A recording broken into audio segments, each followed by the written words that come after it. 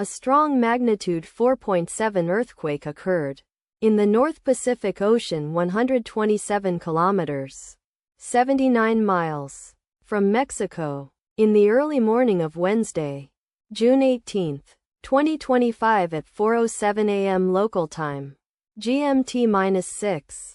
The depth of the quake could not be determined, but is assumed to be shallow. The quake was not felt, or at least not reported so.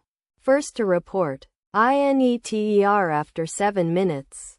The earthquake occurred 18 minutes after a magnitude 5.8 earthquake had hit on Wednesday, June 18, 2025, at 3:49 a.m.